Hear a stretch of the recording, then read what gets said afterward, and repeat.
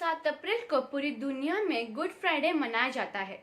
Good Friday वह दिन है जब ईसा मसीह को सूली पर चढ़ाने और उनके मृत्यु का स्मरण करते हैं। ईसाई धर्म में यह एक महत्वपूर्ण घटना है क्योंकि यह यीशु के जीवन में बलिदानों और कष्टों का प्रतिनिधित्व करती है। भारत में कई ईसाई विशेष चर्च सेवाओं में भाग लेते हैं या गुड फ्राइडे पर प्रार्थना करते हैं। कुछ लोग इस दिन व्रत भी रखते हैं या मांसाहार का त्याग भी करते हैं।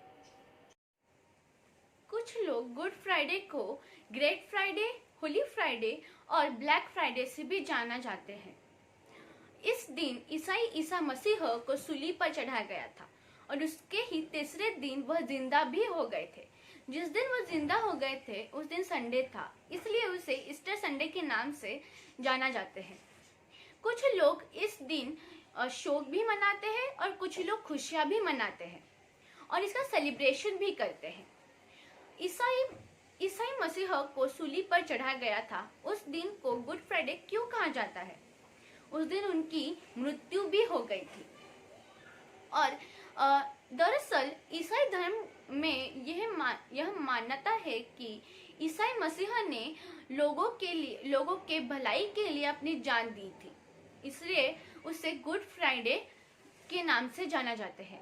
और उस दिन फ्राइडे भी था, यानी शुक्रवार भी था, इसलिए उसे गुड फ्राइडे कहते हैं। और उन्होंने लोगों के भलाई के लिए कुर्बान दी थी। ईसाई धर्म के अनुसार ईसाई मसीह परमेश्वर के बेटे हैं। उनके अज्ञानता के अंधकार को दूर करने के लिए उनको मृत्यु दंड की सजा दी गई और कट्टरपंथियों को खुश करने के लिए उन्होंने ईसाई मसीह को क्रॉस पर लटकाकर और जान से मार देने का आदेश दे दिया। उन्होंने उन पर कई तरह की यातनाएं भी कर दी गई थी, लेकिन यीशु ने उनके लिए प्रार्थना करते रहे। ये बात काफी प्रचलित है। उन्होंने बोला, हे ईश्वर, इन लोगों को क्षमा कर देना क्योंकि ये नहीं जानते कि ये क्या कर रहे हैं। फ्राइडे कैसे सेलिब्रेट किया जाता है?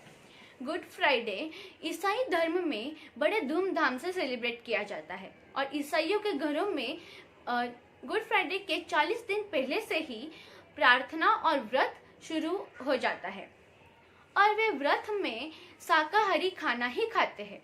व्रत खत्म हो जाने के बाद वे चर्च जाते हैं और ईसाई मसीह को याद करते हैं और कुछ लोग इस दिन शोक भी मनाते हैं और कुछ लोग खुशियां भी मनाते हैं।